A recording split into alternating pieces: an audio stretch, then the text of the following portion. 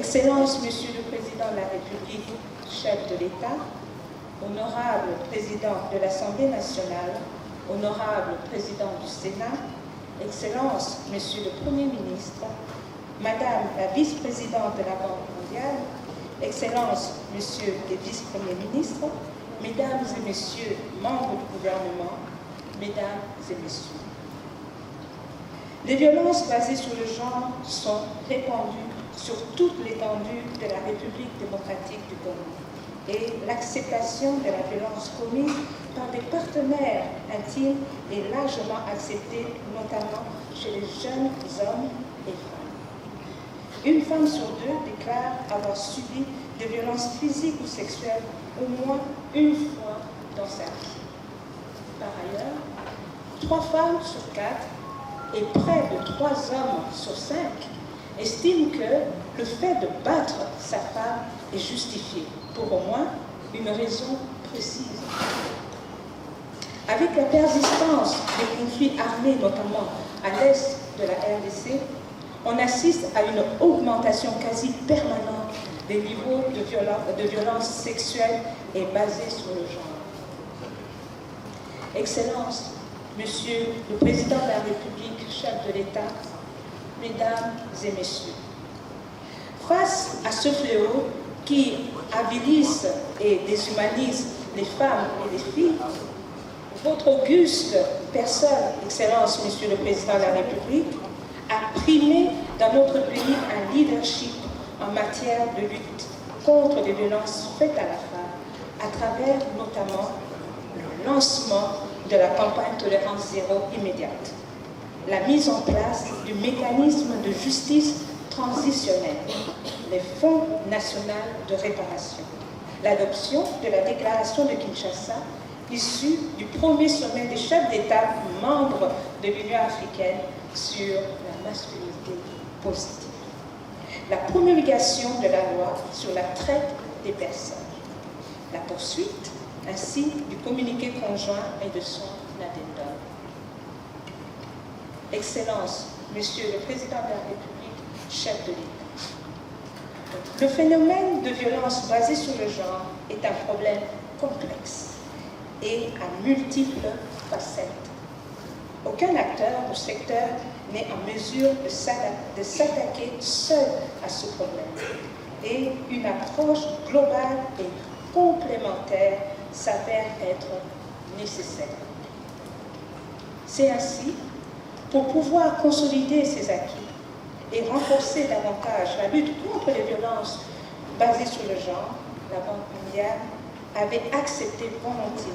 d'appuyer le cabinet du Président de la République à travers la coordination en charge de la jeunesse, la lutte contre les violences faites à la femme et la traite des personnes, que je dirige, en collaboration avec le gouvernement par le biais du ministère du genre, famille et enfants, a organisé la présente conférence internationale sur les violences basées sur le genre. Excellence, Monsieur le Président de la République, chef de l'État,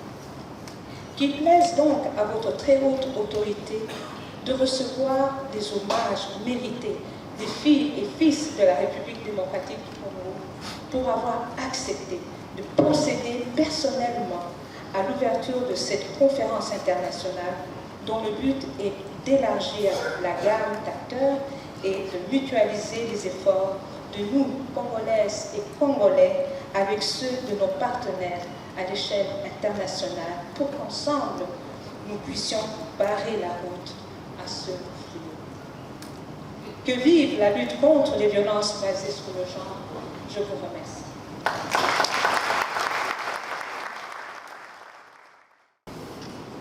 Distingués invités. Madame la vice-présidente de la Banque mondiale, j'aimerais avant toute chose vous souhaiter à vous ainsi qu'à votre délégation la cordiale bienvenue à Kinshasa à l'occasion de la tenue de cette conférence internationale sur les violences basées sur le genre. Mesdames et messieurs, distingués invités, ayant pour thème travailler ensemble pour mettre fin aux violences basées sur le genre en République démocratique du Congo, j'ai personnellement tenu à présider le lancement de cette conférence afin de réaffirmer mon engagement à tout mettre en œuvre pour que la République démocratique du Congo, notre pays en particulier, et l'Afrique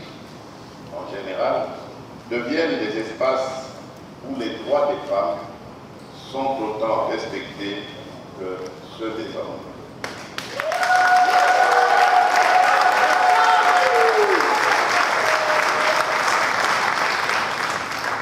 Comme vous le savez, les violences basées sur le genre constituent une problématique complexe et à multiples facettes qui n'épargne aucune société humaine. Ces victimes se comptent par millions, parmi lesquelles on dénombre en grande majorité les femmes et les jeunes filles. En République démocratique du Congo, ce phénomène est tout aussi présent et se voit malheureusement amplifié par la résilience de certaines pratiques rétrogrades, mais bien plus par les vagues d'insécurité rencontrées notamment dans la partie orientale de notre territoire national, où sévissent des groupes armés et autres bandes criminelles aux grandes dames de nos populations. Des études réalisées dans le pays montrent qu'une femme sur deux a déjà été victime de violences physiques ou sexuelles au moins une fois dans sa vie. Pendant que 75% des femmes et 60% d'hommes estiment encore à ce jour que le fait de battre sa femme est justifié pour une raison précise. Quelle stupidité!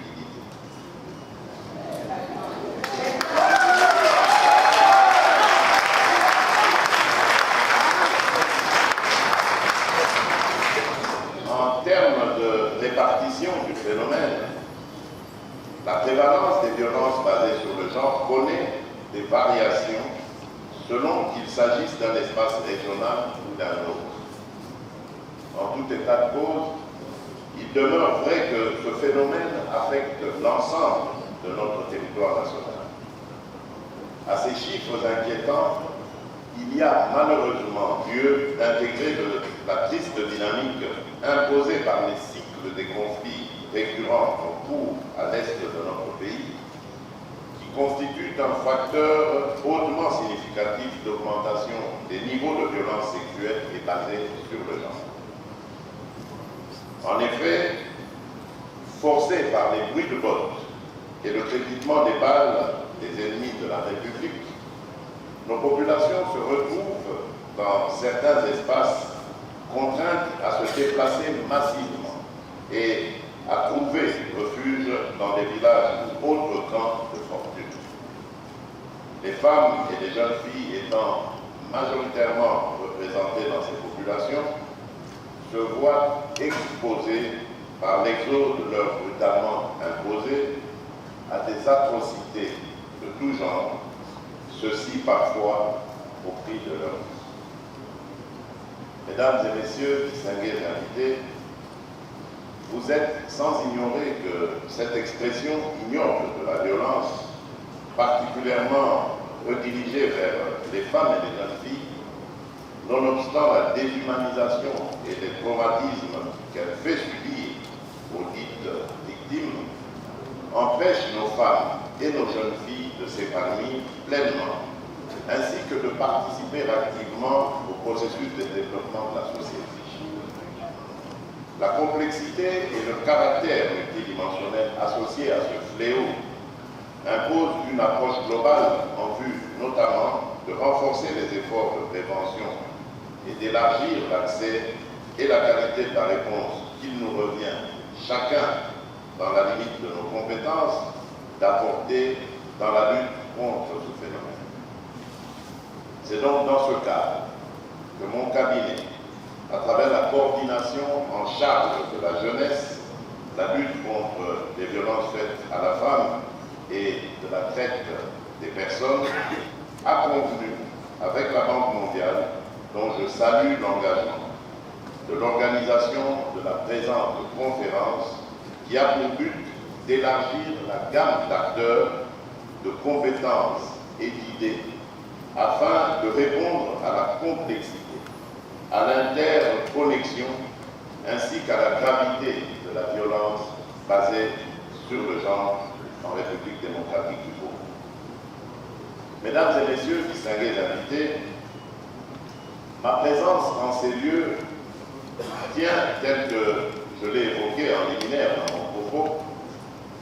à ma volonté d'œuvrer à l'éradication progressive de ce phénomène dans notre pays et sur notre continent. Cet engagement, maintes fois exprimé, autant avant qu'à mon investiture comme président de la République, il y a de cela un peu plus de 4 années, s'est conjugué par la mise en œuvre d'un leadership exemplaire en matière de promotion, de défense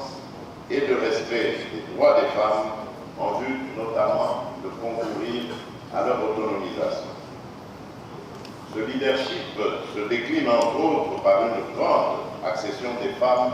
dans le processus décisionnel, dans la prévention,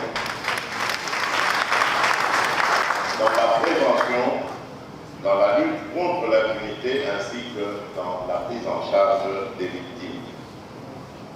De manière effective, et ce, dans le souci de permettre aux femmes d'impulser des actions idoines à partir de hauts centres décisionnels, j'ai tenu et veillé à ce que la formation du gouvernement de la République démocratique du Congo tienne compte de la dimension du genre.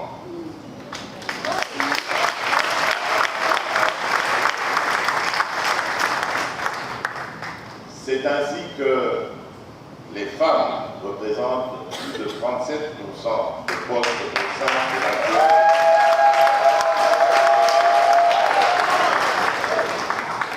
Elles sont aussi représentées dans plusieurs postes de responsabilité, ainsi que dans les institutions dont la magistrature, la Banque nationale,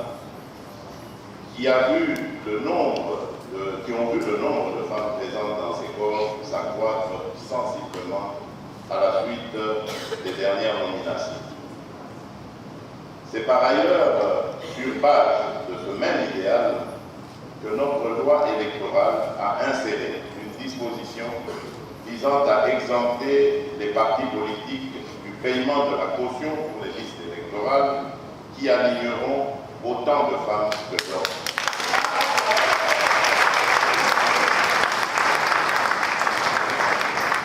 Mesdames et messieurs,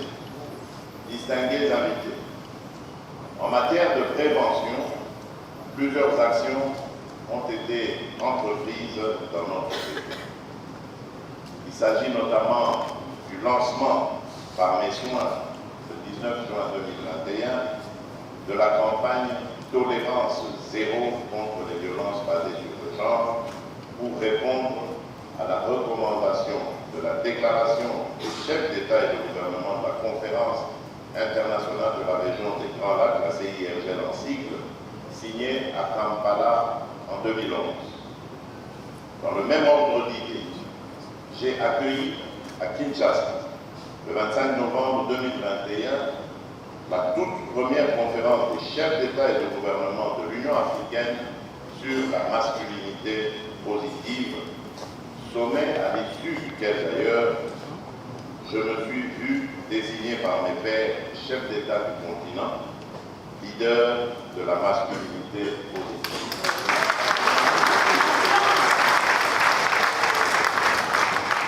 Par cette désignation, j'ai reçu de l'Afrique le mandat d'implémenter la masculinité positive dans notre continent, mais surtout d'emmener les États africains à adopter la toute première convention dédiée uniquement à la lutte contre les violences faites aux femmes et aux filles, dont l'adoption est espérée en février 2024. De plus, en 2021, le gouvernement de la République démocratique du Congo a, sous mon impulsion, endossé et adopté la stratégie nationale révisée de lutte contre les violences basées sur le genre comme cadre de référence pour tous les intervenants dans ce domaine. Dans le domaine de la lutte contre l'impunité, plusieurs actions ont également été menées afin de renforcer la défense des droits des femmes. Il s'agit notamment de la mise en œuvre du communiqué conjoint signé entre les Nations Unies et le gouvernement en mars 2013 et dont l'addendum a été signé en décembre 2019 avec pour objectif majeur de lutter contre l'impunité des auteurs de violences sexuelles liées au conflit et d'apporter une assistance holistique aux victimes. Aussi,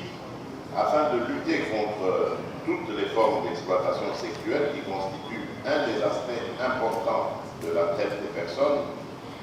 dont les femmes et les filles constituent la très grande majorité de victimes, j'ai promulgué, en date du 26 décembre 2022, la loi numéro 22/067, modifiant et complétant le décret du 30 janvier 1940 portant code pénal congolais en matière de prévention et de la répression de la traite des personnes.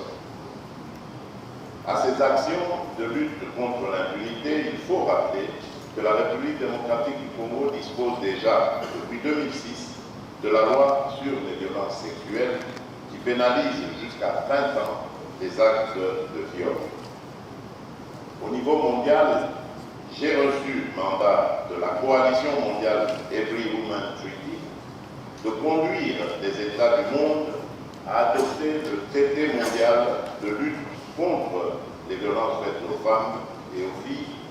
ce à quoi je m'attelle, avec l'appui des pays amis, disposés à soutenir cette cause. En matière de prise en charge, mon cabinet a remis en service la ligne verte de 122 pour permettre aux victimes d'appeler gratuitement et de recevoir des services d'accompagnement adaptés. En sus de ce dispositif de prise en charge des victimes, je ne pourrais manquer de m'appesantir sur la création dans notre pays du Fonds national de réparation des victimes des violences sexuelles liées au conflit et autres crimes contre la paix et la sécurité de l'humanité, qui s'accompagne d'un programme de mise en place de centres intégrés de services multisectoriels afin d'assurer la prise en charge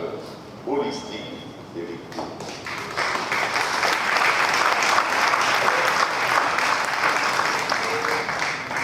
À cela s'ajoute la loi portant accès gratuit à la justice pour les victimes, votée récemment par notre Parlement. Je salue à ce propos l'engagement de la distinguée Première Dame qui a accompagné le processus de mise en place de ces dispositifs institutionnels.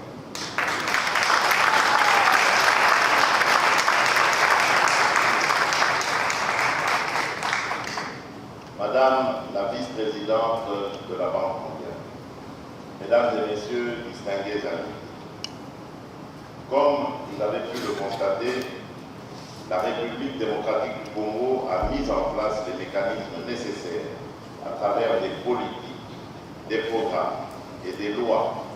qui permettront de réduire sensiblement les violences basées sur le genre. À ce propos, j'appelle à l'engagement de tous, au niveau national et international, afin de pouvoir rendre effective l'éradication progressive des violences basées sur le genre. J'invite donc chaque acteur, chaque institution nationale ou internationale à la mutualisation des efforts pour que nous puissions, ensemble, barrer la route à ce fléau identifié sous le triste vocable de violence basée sur le genre. En ce qui me concerne, en tant que champion de la masculinité positive, je réaffirme ma ferme détermination à travailler pour que les hommes, jeunes comme adultes, de mon pays et de l'Afrique améliorent leur perception de l'image et du rôle de la société, que la société attribue à la femme.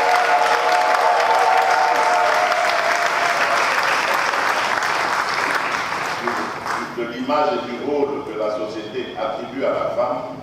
et que ces derniers se muent en champions de la prévention et de la lutte pour les droits des femmes.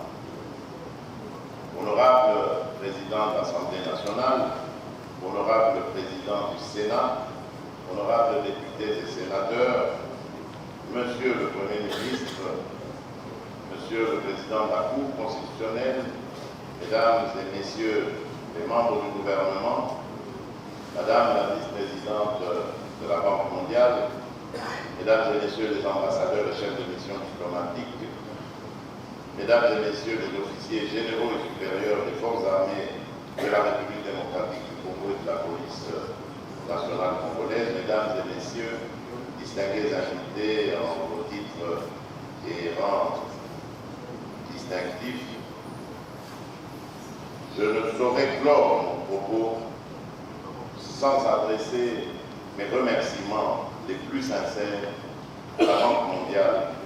dont l'appui a permis d'organiser la présente conférence internationale.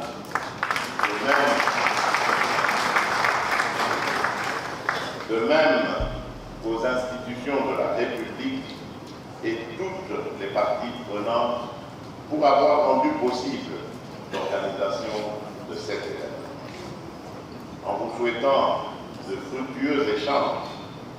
je déclare ouvert les travaux de la conférence internationale sur les violences basées sur le genre